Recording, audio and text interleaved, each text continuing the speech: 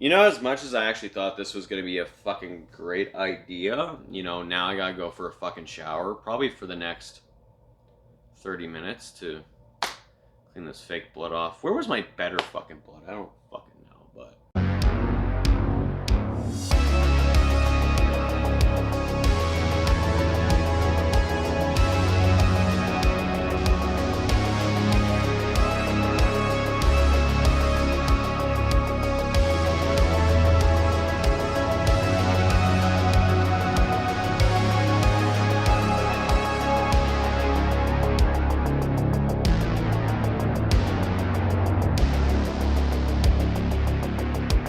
Hello everyone, welcome to the Ginger Snaps here. I'll be discussing horror movies with you guys in a very blunt way.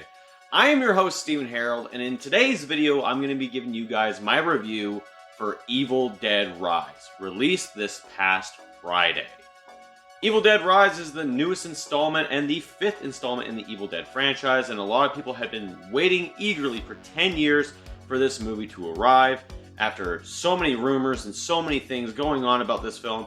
And a lot of people were anticipating it ever since the release of that first trailer, and everyone was talking about it. So of course, as we all know, a lot of us horror fans who love the Evil Dead franchise wanted to go see this movie, but it didn't live up to the hype as everyone thought. Well, this is going to be that review for you guys, for me to share, and you guys will notice something about me that's a little bit different, and I'll have to get to that when it comes to this movie. But don't worry guys, this is going to be a very spoiler-free review.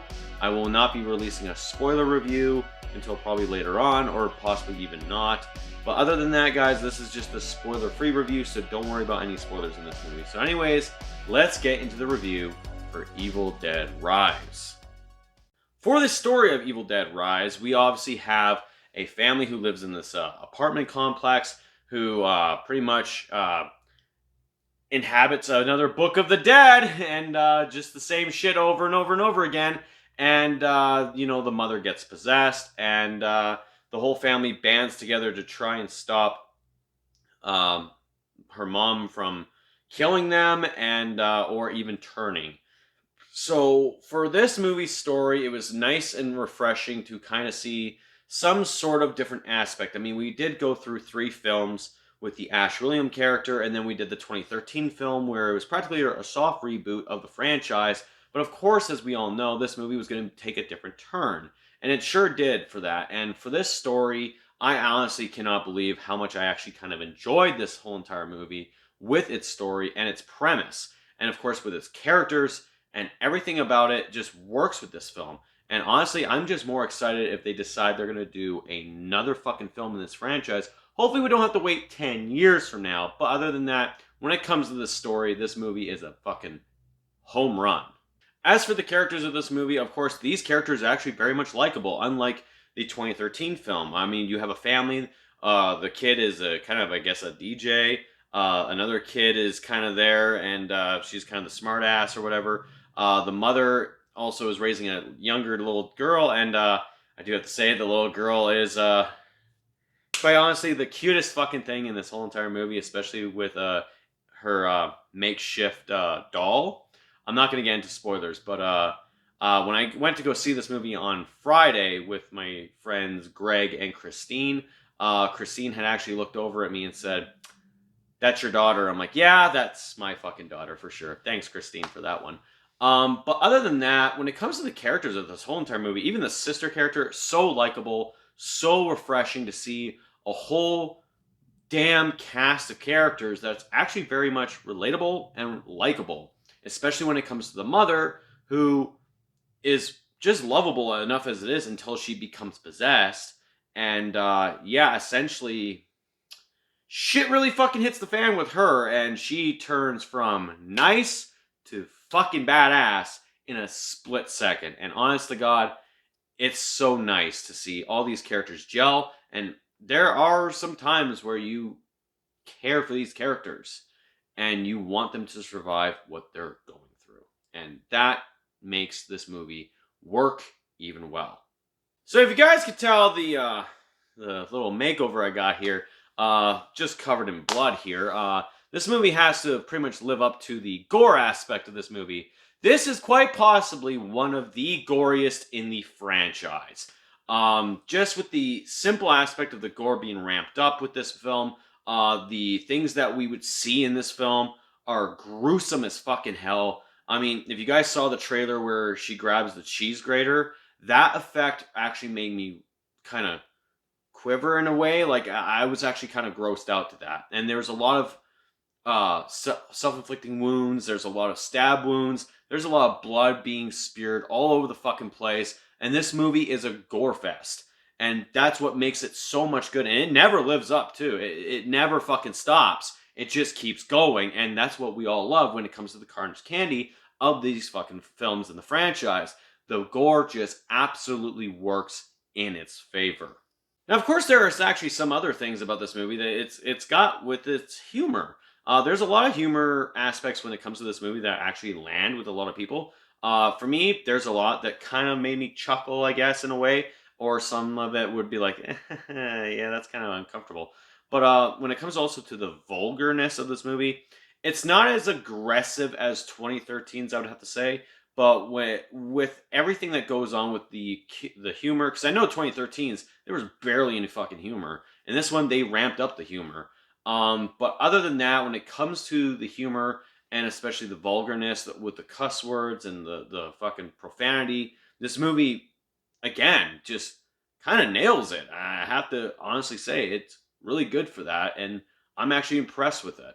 One of the things for sure that a lot of people, I guess, were probably going to be disappointed with this film is the fact that it's not as scary as everyone thought it was going to be. There are certain imagery in this movie that, for sure, when you think of it from a certain standpoint for the characters in those situations, that's fucking terrifying. But for us, I mean, like, there was actually literally one scene where I actually kind of like, for fuck's sakes, you son of a bitch. I pretty much kind of jumped. And I think everyone kind of knows the scene. Maybe you guys didn't jump to it. I don't fucking know. But I did. And I was like, all right, you got me. Good enough there. But when it comes to the scares, it's more along the lines of, it doesn't scare me. It's not a scary movie per se. But for sure, for those characters in those situations, that's fucking terrifying for sure. So the scares don't really land for me, except for the exception of one fucking scene. But other than that, the movie, when it comes to its scares, is not quite a home run for me. But, I could have asked for more, but you know what? I was okay with what they did. Now, of course, seeing this movie in theaters with two of my really good friends, they got to share that experience with me. And they got to see the horror meister of me pretty much in a movie theater. And for them to see me pretty much enjoy a horror movie, like they would already know I probably enjoy horror movies because, like, fucking look at me. It must have been a nice, refreshing thing.